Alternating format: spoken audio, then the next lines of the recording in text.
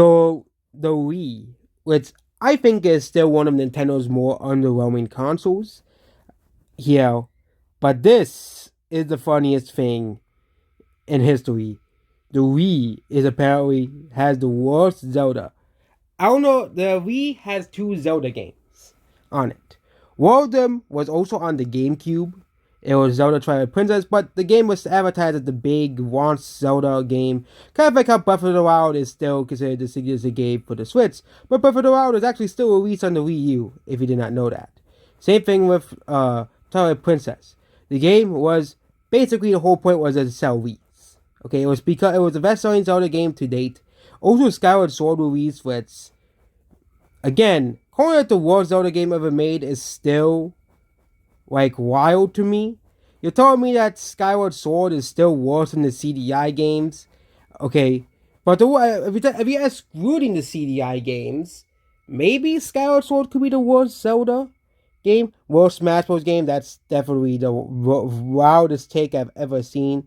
Yeah, worst Metroid. I think the title of the end, but Metroid Prime 3 was also on the same console as well, which was very popular among Metroid fans. No Pikmin, no Star Fox. Pikmin 1 and 2 were ported to the Wii. Yeah, if you did not know this, Pikmin 1 and 2 were both ported to the Wii. And I don't know if they sold pretty well. I remember Pikmin 2, the only way you can get that one is if you went to GameStop. No unique news. Really? No unique new series? Wii Sports rings a bell, the game that was bundled with the console. Uh, Wii Play, Wii Sports Resort, the whole Wii games, the Mii's, Wii Party. Worst for party support in history. Almost all games on several on here, but on it too. This too. Maybe the best Mario Kart and reading and but now obsolete now. 222 rocks. Mario Kart Wii still has an active player base of people who prefer that gameplay of Mario Kart Wii over Mario Kart 8 Deluxe. And then Mario Galaxy, but still not the best 3D Mario game. Mario Galaxy is kind of a pretty overrated 3D Mario game compared to N64 and Mario Sunshine, which is kind of the more underrated Mario 3D game. And I think Odyssey is the one that's perfectly rated along with 64. 64 does have its flaws, but it was a pretty revolutionary game for its time. And also you can play it on the Switch as well, so modern people can play it. If you want to if you want the physical cut version with the other two 3D Mario games, or if you want to play it on the Switch online. But why is this console so highly rated by some posters again? And I get it. The Wii is amongst Nintendo's weakest consoles. Okay, I agree with that. Okay, it was, but again, I think the Wii's intended purpose was for casual audiences. Nintendo kind of abandoned the hardcore gamer audience, which they established themselves with the Wii, no, before the Wii, with the GameCube, the N64, where they tried to target more hardcore gamers. Which on the GameCube, you saw more hard, difficult games, more scarier games. Nintendo, ever since the Wii, has tried to appeal towards more casual audiences. Okay, and with the success of the Wii, this is why Nintendo games are much more casual now compared to what they were during the GameCube N64 era of Nintendo games. Nintendo is never going to make another Majora's Mask. For example, in Pikmin 4, they brought back the Water Wave Dungeon. Guess what? They made the Water Wave Dungeon easier because of the dog. Gog. As well. The dog literally can outrun the Water Wave very easily in the Water Wave Dungeon in Pikmin 4. And yeah. So, is the Wii a disappointment? Should the Wii be rated so highly?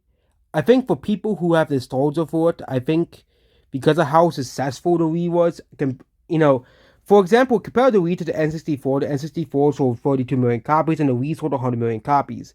The Wii was a genuine phenomenon, and I think I used to trash the Wii a lot when I was younger, like, oh my god, this is the stupidest console ever.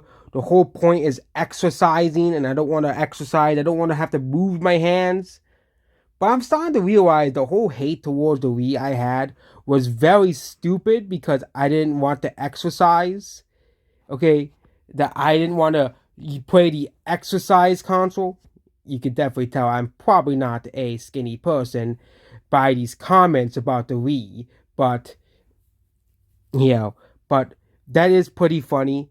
But even the Wii can't escape hate. Like the N64 is mostly from my generation that's not understanding why these people practically worship the N64, considering the fact that the N64 wasn't a very successful console. It had awful limitations because Nintendo decided to stick with cartridges and not move on to CDs, which really ultimately cost the N64 at the very end, losing to PlayStation because the CDs were much more easier for third-party developers to develop for than cartridges. I think now it's just going for the other way.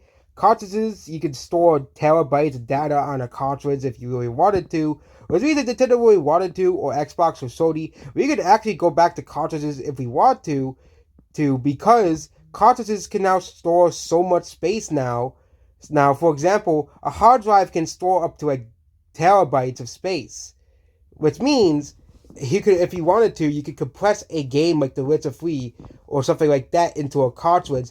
And really, the Witcher port is really a technical feat in itself because that game was a massive game, and they're able to compress it into a cartridge, which really shows you that cartridges have definitely evolved over the years.